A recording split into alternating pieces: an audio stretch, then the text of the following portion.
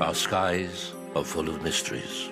Unidentified flying objects secretly investigated by government agencies all over Europe for decades.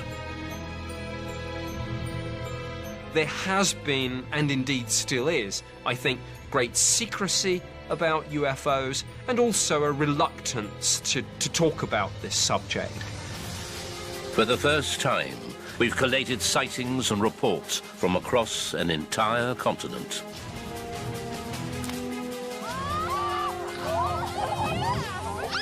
We have to get to the truth, because the public have a right to know about these things. Some experts insist many sightings have rational explanations. Often you can take even the most spectacular UFO sighting and find that behind it is a very earthly explanation. But some continue to defy understanding. That's an object that flies, and I don't know what it is. Are these visitors from other worlds or natural phenomena? And do our European governments know more than they ever reveal to us? The answers may lie in the untold stories of the UFO files of Europe.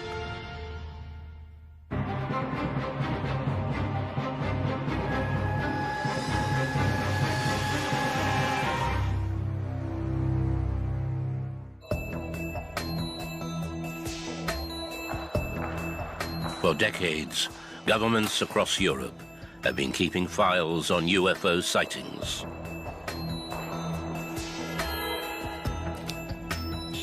To this day, many of these cases remain unexplained. A UFO incident investigated by police as a criminal assault. A pilot's close encounter at 2,000 feet. And a Norwegian valley where mysterious aerial phenomena have been appearing for almost a century.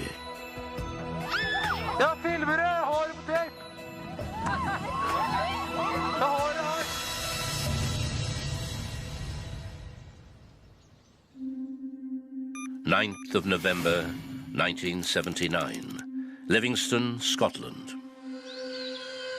10:30 a.m.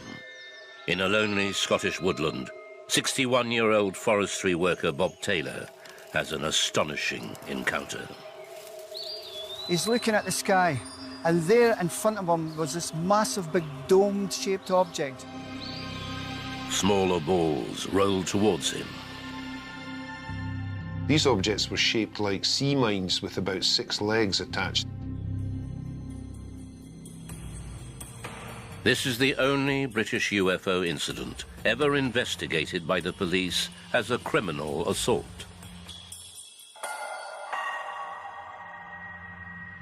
I really do think this case, even though it's got a single witness, is one of the really inexplicable incidents. It's just so unlike my dad to talk about spaceships or anything like that. He was completely honest and without any motive to make up such a story. Malcolm Robinson is a UFO investigator who has long been intrigued by the Livingston case. As a researcher, we have to get to the truth, because the public have a right to know about these things. The encounter happened just 1 mile from Bob Taylor's home. He has since died, but UFO investigator Robinson has worked with his family to piece together what happened that day. He is retracing the steps that Taylor took in his local woods. This is the area where Robert Taylor was walking down that morning. And it wasn't until he approached this clearing that he stood transfixed when he saw something which totally bemused him. He's looking at the sky, and there in front of him was this massive, big dome-shaped object. And he's standing there. He's absolutely bemused at what he's looking at. And then suddenly, what resembled 2 Second World War sea mines dropped very, very forcibly from the underside of this hovering object and hit the ground.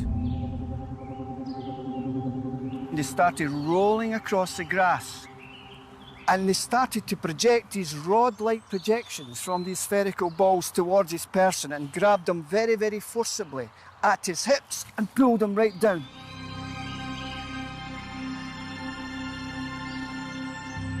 And it was at this point that he's had this terrible smell pervading the whole area, burning, burning smell all over this location here.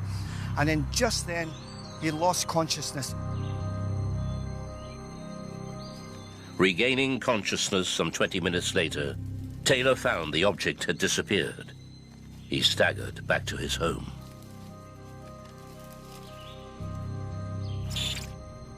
His wife could see immediately that something had happened to him. She eventually pressed out of him that he'd been assaulted by aliens. She decided that he should go to hospital. Taylor's daughter is working in the pharmacy department at Bangor Hospital as her father is brought in. I had a phone call down from A&E to tell me my dad had been taken in, and the first person I met was my mum, who was saying, "Oh, I think your dad's had an awful bang in the head because he's talking about spaceships." Taylor has cuts to his legs and seems confused. It looked as if someone had used a rotating disc, a grinder or something, to grind through his trousers where his hips were. Not something that you can easily imagine could happen in any normal way. And also a mark under his chin, about an inch square, appeared to have been grazed. Because of the forester's injuries, the police launch a criminal investigation. The British National Archive UFO researcher Dave Clark has seen the statement Bob Taylor made to the police at the time. I've got some extracts from the police CID report on the Livingston incident here, and in the report is a police statement that was taken from Bob Taylor himself immediately after the incident, and it's always good to look at the contemporaneous statements that people make to the police in these instances. And he says that the object he saw was about 30 feet in height. It was grey in colour, although I got the impression that the top of the dome-shaped object changed from grey to translucent continually. Following his statement, Taylor's torn trousers are sent away for forensic analysis. Detectives were there taking samples and photographs, and this was a full investigation by the Criminal Investigation Department. The next piece of evidence is found by police in the woods at the scene of the sighting. The police went to the site and they found a series of mysterious marks on the ground, almost like some kind of vehicle with a caterpillar track had been driving backwards and forwards over the grass in this clearing. The police made an official sketch as evidence of the marks they had seen. They indicated that an object of several tons had stood there, but there was nothing to show it had been driven or towed away. There was no rational explanation for these marks. They couldn't find any obvious explanation as to what had caused them.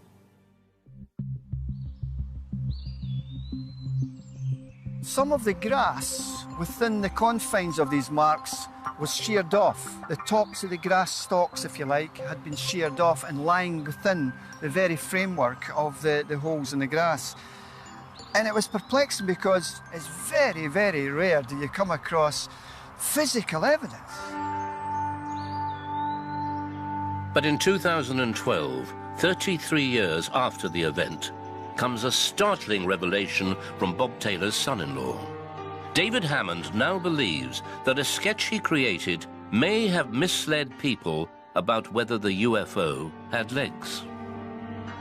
Following the incident, I'd spoken to Bob and had done some freehand sketches of what he'd described. Went through it with him quite a few times and tried to press him for detail. This is a photograph of Bob shortly after the event, and he's holding the original sketch that I did, which was later developed into a more finished drawing, which is this one here. And this pretty accurately represents what he described to me.